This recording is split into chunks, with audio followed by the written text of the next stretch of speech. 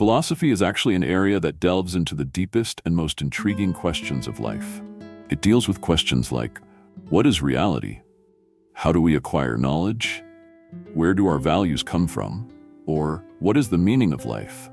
While seeking answers to these questions, it uses critical thinking and logic as its guide. It tries to understand both abstract concepts such as reality, consciousness, or morality, and concrete experiences such as freedom, justice, or life itself. So how does philosophy work?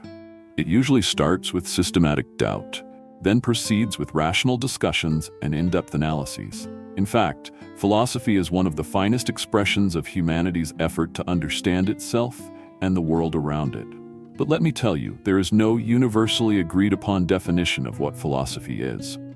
Throughout history, philosophers have said different things about it. Let's talk about these different perspectives and see how colorful the world of philosophy is. And then we'll come up with a general definition of philosophy. Welcome to Philosophy, Science, and Beyond, a place where curiosity meets knowledge. Philosophy is such a multi-layered field that every philosopher has looked at it from their own perspective. Now let's compare these different views. It will be both fun and educational. Is philosophy about pursuing truth or defining its boundaries? Some philosophers say, philosophy exists to find the truth, while others say, no, it deals with understanding the boundaries of truth.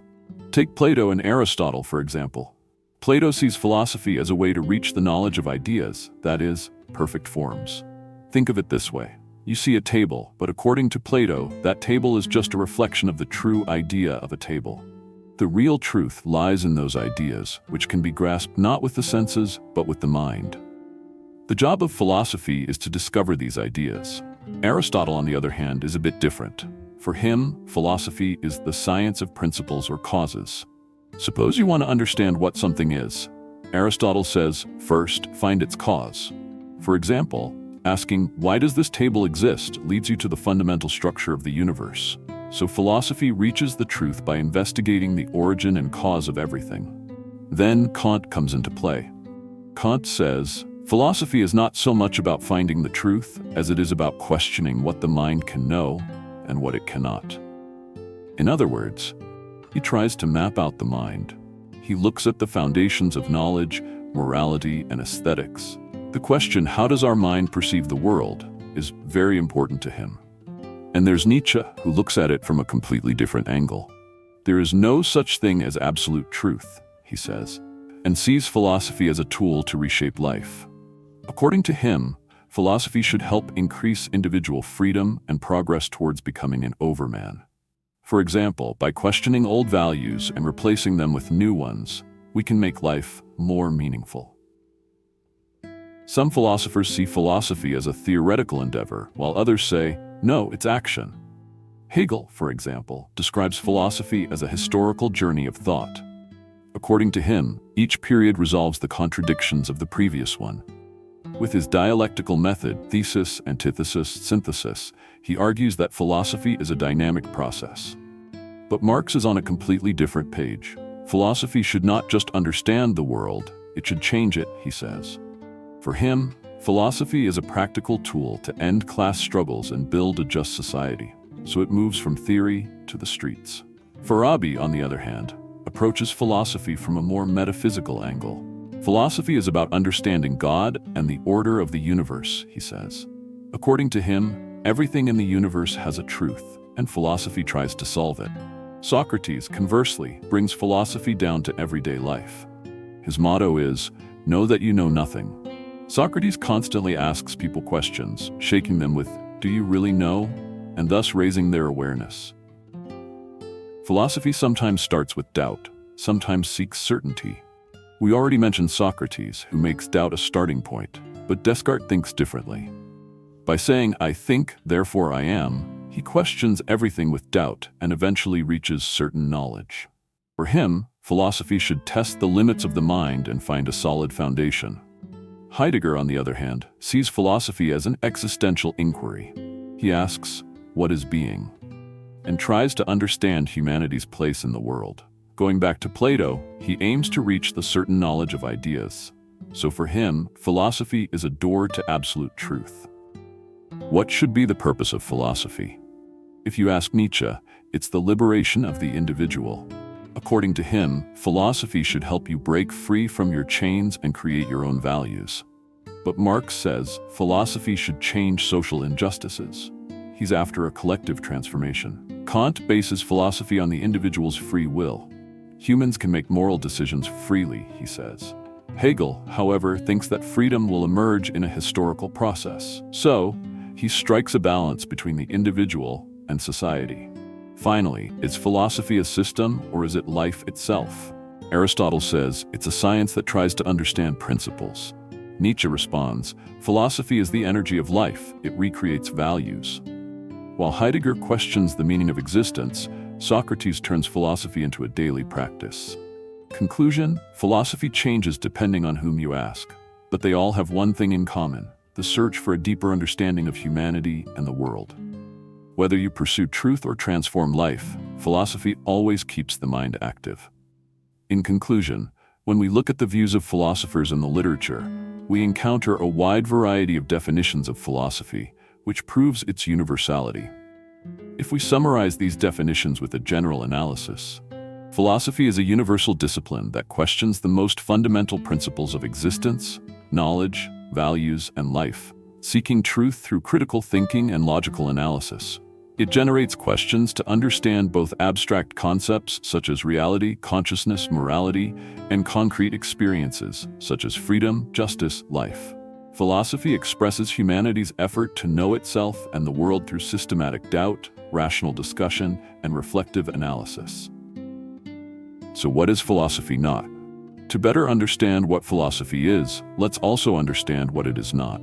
Firstly, philosophy is not science. The fundamental differences between philosophy and science lie in their methods, subjects, and verification processes.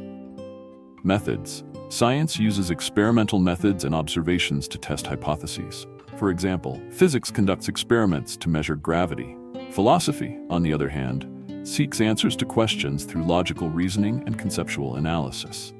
Bertrand Russell states that philosophy, unlike science, does not provide definitive answers, but rather expands questions and enriches intellectual imagination. Philosophy. Subjects. Science deals with concrete and measurable phenomena, such as biology studying cell structure. Philosophy deals with abstract concepts and fundamental truths, focusing on questions like, why is there a universe? Verification. Scientific propositions are verified with experimental evidence. Philosophical propositions are supported by logical consistency and rational arguments. Karl Popper's falsification theory argues that scientific theories must be testable, while philosophical questions are often not testable. Philosophy of science. These differences show that philosophy is a discipline that examines the boundaries and assumptions of science. For example, through the philosophy of science, it questions the nature and ethical implications of the scientific method. Secondly, philosophy is not art. There are differences in purpose and method between art and philosophy. Purpose. Art aims to express emotions and provide aesthetic experiences, such as a painting evoking feelings in the viewer. Philosophy seeks truth and meaning through rational methods, such as developing ethical theories. Approach. Art relies on creativity and subjective experiences. Philosophy relies on logical reasoning and objective analysis. Arthur Danto, in the field of philosophy of art, discusses how philosophical analysis can be applied to art. While there are intersections between art and philosophy, such as philosophical novels, they are fundamentally different disciplines. Art is an emotional and aesthetic form of expression. Philosophy is a rational discipline of inquiry. Thirdly, philosophy is not religion. There are epistemological and practical differences between philosophy and religion. Foundations. Religion is based on faith and sacred texts, such as Christianity on the Bible or Islam on the Quran. Philosophy is based on reason and logic, encouraging questioning and critical thinking. Approach. Religion demands faith and adherence to traditions. Philosophy encourages continuous questioning and the development of rational arguments. Bertrand Russell's Why I Am Not a Christian exemplifies how philosophical critique can be applied to religious beliefs. Purpose. Religion offers spiritual guidance and the promise of eternity. Philosophy seeks worldly and rational meaning. While philosophy can critically examine religious beliefs, and religion can provide answers to philosophical questions from its perspective, their methods differ. This distinction highlights that although there are areas where philosophy and religion intersect, their fundamental natures are different.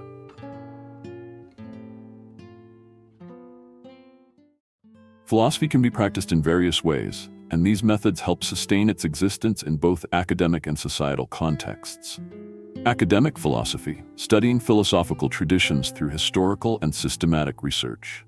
For example, analyzing the works of Plato and Aristotle. This method is used for teaching and research in universities.